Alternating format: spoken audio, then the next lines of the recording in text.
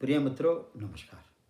मैं रोहताश गुप्ता, कुरुक्षेत्र यूनिवर्सिटी के zoology department का भूतपूर्व जोलॉजी डिपार्टमेंट का हेड ऑफ द डिपार्टमेंट और मैं प्रोफेसर और वर्तमान में सेवानिवृत्त काल में मैं कविता सर्जन का कार्य करता हूँ। सरस्वती माँ की मेरे पर कृपा है।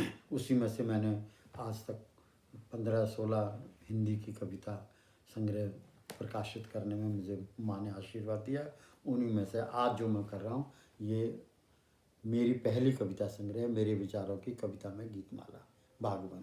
और जो मैंने जैसा आपको बताया, मैं जो आज आपके सामने इस समय जो कविता पाठ कर रहा हूँ वो मैं कर रहा हूँ श्री विवेकानंद जी के बारे में। विवेकानंद जी के बारे में, इनके बारे में, देखिए इनके बारे में मैं कर रहा हूँ है। और पहले एपिसोड में मैंने आपको 10 इनके वो करवा दिए हैं। अब मैं 11वें से शुरू करता हूँ। तो एपिसोड नंबर 2, एक होनहार नौजवान विवेकानंद, और 11वें पद से दूसरे एपिसोड का शुभारंभ आपकी आज्ञा से करता हूँ। संत सपूत ने विचारा, विवेकानंद जी ने, संत सपूत ने विचारा क्या, इन्वर्टेड कॉमास में, समय अल्प। संत सपूत ने विचारा, समय अल्प है पर ज्ञान कोश अपार है। समय अल्प है पर ज्ञान कोश अपार है। पक्षी भांति उसे दी चुनौती, पक्षी भांति जैसे आकाश में, कि पक्षी छोटा होता है, आकाश कितना बड़ा है, लेकिन उसे भी चुनौती दी उन्होंने। पक्षी भांति उसे दी चुनौती, जीवन पर्यंत यह मूल जीवन सार है। देवों के देव तक, घास के छोटे हरे पत्ते तक परमात्मा का ही आकार है। हम उस संत सपूत को जाने, हम विवेकानंद संत सपूत को जाने जिसने कहा भगवान का सर्वत्र वास है। हम आज यहाँ भारत माता के उसी संत सपूत का सिमरन करते हैं, कहते हैं जिसे स्वामी विवेकानंद, उसी की जिक्र, उसी की चर्चा करते हैं। 12वां, क्या निर्धन को लोभ देकर क्यों भूखे को थाली में धर्म परोसते हो। क्यों निर्धन को लोभ देकर क्यों भूखे को थाली में धर्म परोसते हो। क्यों उस निर्धन का धर्म परिवर्तन कर उसकी आत्मा को झंझोरते हो। तुम तो भूखे को भोजन की जगह मजहब की खाली थाली परोसते हो। इसी महान आत्मा ने कहा, भारत की चिर परिचित संस्कृति से क्यों खिलवाड़ करते हो। सबको होना चाहिए अपने अपने धर्म पर इख्तियार, तुम क्यों इस धर्म में अपनी दखल अंदाजी करते हो। हम आज यहाँ उसी भारत माता के संत सपूत का सिमरन करते हैं, कहते हैं जिसे स्वामी विवेकानंद, हम उसी का जिक्र, उसी की चर्चा करते हैं। अब देखिए 13वां पद, एक एक पद ऐसा है कि उन विवेकानंद जी के विचारों को जैसे घुट्टी बनाकर यहाँ लिख दिया हो। खुशी खुशहाली, अब देखो क्या कह रहे हैं विवेकानंद जी, खुशी खुशहाली जब माने जहाँ न हो तनिक भी बदहाली। खुशी खुशहाली जब माने जहाँ न हो तनिक भी बदहाली। आओ अपने सोच को उन्हीं ऊंचाइयों तक पहुँचाएं हम सब नर नारी। खुशी खुशहाली जब माने जब जहाँ ना हो तनिक भी बदहाली। आओ अपनी सोच को उन ऊंचाइयों तक पहुँचाएं हम सर्व नर नारी। जहाँ हम जाने कि हर जन पर, जहाँ हम जाने कि हर जन पर हमें सर्वथा प्यार से बलिहारी। उस महान सपूत की सोच को हम मुक्त कंठ से गाते हैं। हम आज यहाँ भारत के उस संत सपूत का स्मरण करते हैं, कहते हैं जिसे स्वामी विवेकानंद, हम उसका जिक्र, उसकी चर्चा करते हैं। उन्हें आशीर्वाद, 14वां पद, उन्हें आशीर्वाद प्राप्त होता है उस ओंकार का। ये विवेकानंद जी कह रहे हैं, उन्हें मीन्स हम में से, और वो उन्हें कौन है जो ये अब आगे बताएंगे। उन्हें आशीर्वाद प्राप्त होता है उस ओंकार का, उन्हें आशीर्वाद प्राप्त होता है उस ओंकार का, जिनके श्री परमेश्वर हृदय निर्मल और पवित्र होते हैं। विवेकानंद की खोज हेतु निजी हृदय की कोमलता में प्रतिपल ओमकार ही तलाशते हैं। हम आज यहाँ भारत माता के उसी संत सपूत का स्मरण करते हैं, कहते हैं जिसे स्वामी विवेकानंद, हम उसी की जिक्र, उसी की चर्चा करते हैं। इंसानी दिलों में पवित्रता, मानवता, संभाव के सागर समाये हैं। एक एक चीज़ मेरे मित्रों, मैं आपको देखो कहाँ तक इसका वो करूँगा, लेकिन आप ऐसे सुनो जैसे कोई आपको कथा सुनाई जा रही हो। और कथा कैसी? जो शहद से भरपूर हो। और शहद किसने बनाया है? यहाँ मधुमक्खी ने नहीं, विवेकानंद जी ने शहद बनाया है। और वही मैं आपके सामने लाया हूँ भेंट स्वरूप। देखिए क्या कहता है। ये विवेकानंद जी कह रहे हैं, इंसानी दिल में पवित्रता, मानवता, संभाव के सागर समाये हैं।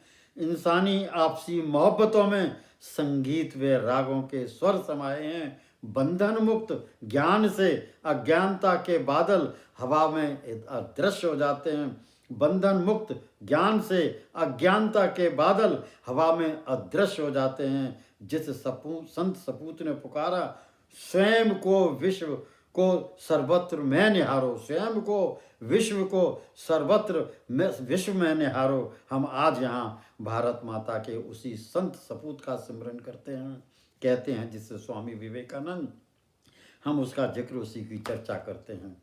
अब मैं नेक्स्ट पद पर आ गया हूँ। संसार की प्रत्येक वस्तु, ये स्वामी विवेकानंद जी कह रहे हैं, संसार की प्रत्येक वस्तु निर्जीव हो या सजीव, संसार की प्रत्येक वस्तु निर्जीव हो या सजीव दिव्य नजर आती है। जिसे फल फूल पत्ते कीट पतंग में भी प्रभु की आत्मा नजर आती है। जिसने सर्वथा हर पदार्थ को सर्वथा दिव्य ही माना था, जिसने संसार में संजीवन ही पाया सर्वथा, और हम उसकी प्रशंसा करते हैं। हम आज यहाँ भारत माता के उसी संत सपूत का स्मरण करते हैं, कहते हैं जिसे स्वामी विवेकानंद, हम उसी का जिक्र, उसी की चर्चा करते हैं। स्वामी विवेकानंद वेदांत मनीषी, स्वामी विवेकानंद वेदांत मनीषी, मर्मज्ञ ज्ञाता, वेदांत बारे कहते थे। वेदांत का इससे बड़ा और कोई मनीषी नहीं हुआ जितना विवेकानंद जी हुए। और ये इसको प्लीज़ किसी धर्म से ना जोड़ो, किसी सोच विचारधारा से ना जोड़ो, इसे किसी पॉलिटिकल सियासी मजहब से ना जोड़ो। ये एक तथ्य है। ज्ञान जो है एक तथ्य है, और ज्ञान को जानना मनुष्य का कर्म है। और जो अच्छे कर्म वाले हैं वो ही ज्ञान लेते हैं। तो उन्होंने क्या कहा स्वामी विवेकानंद जी ने? स्वामी विवेकानंद वेदांत मनीषी, मर्मज्ञ ज्ञाता, वेदांत बारे कहते थे कि वेदांत हर सोच हर विधि विधान मानव कल्याण का आधार है। वेदांत हर सोच हर विधि विधान मानव कल्याण का आधार है। वेदांत जीवन ब्रह्मांड रहस्य को उजागर करने का आधार है। वेदांत ही कलह कलेश अंधकार अज्ञानता को मिटाने का सक्षम औजार है। हम आज यहाँ उसी भारत माता के संत सपूत का स्मरण करते हैं, कहते हैं जिसे स्वामी विवेकानंद, हम उसी का जिक्र, उसी की चर्चा करते हैं। आगे उन्होंने क्या कहा स्वामी विवेकानंद जी ने?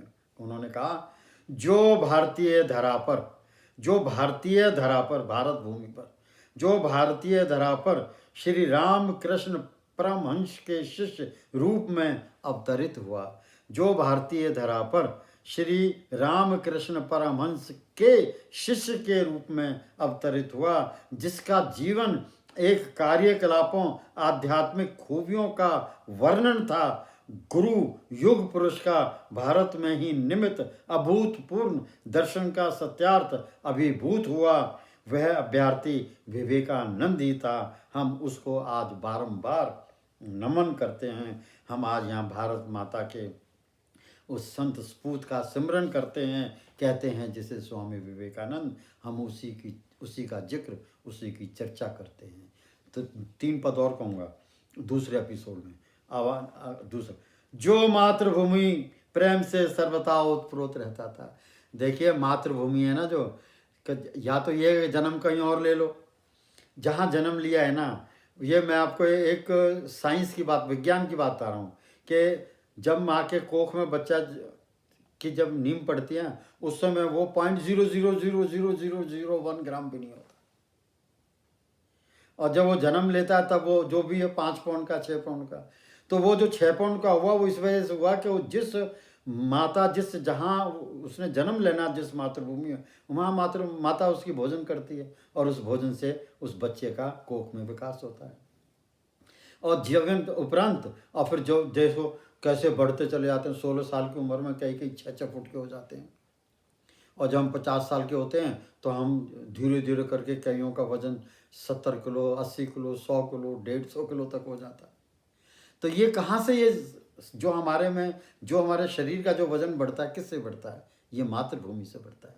तो जिसका मातृभूमि से अगर बढ़ता है तो मातृभूमि को नमन करना चाहिए। इसको किसी धर्म से और मजहब से कतई भी जोड़ना कोई ठीक नहीं है, जायज़ नहीं है। तो उन्होंने क्या कहा था, जो मातृभूमि प्रेम से सर्वथा ओतप्रोत रहता था। कौन? जो मीन्स विवेकानंद।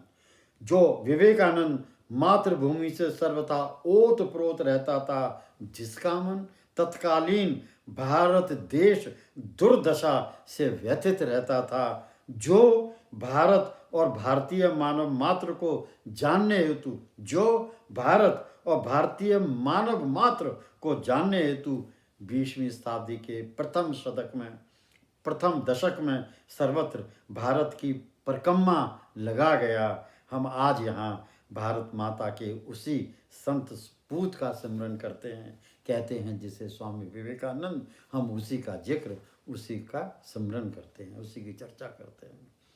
तत्पश्चात उन्होंने सारे भारत का वो लगाया, चक्कर लगाया, और फिर क्या हुआ उसके बाद, तत्पश्चात गहरे विचारों परिस्थितियों से छुटकारा पाने हेतु, तत्पश्चात विवेकानंद जी ने तत्पश्चात गहरे विचारों परिस्थितियों से छुटकारा पाने हेतु, जिसने 25, 26, 27 दिसंबर 1892 की रात में 1892 की रातों में हिंद महासागर की परिधि में शिलाखंड पर ध्यान समाधि लगाई थी। वर्तमान में राणा डे द्वारा समृत स्मारक में उसी पवित्र आत्मा का हम आज सारी भारतीय जनता कन्याकुमारी जाकर के दर्शन करते हैं। हम आज यहाँ उसी भारत माता के उस संत सपूत का स्मरण करते हैं, कहते हैं जिसे स्वामी विवेकानंद, हम उसी का जिक्र उसी की चर्चा करते हैं।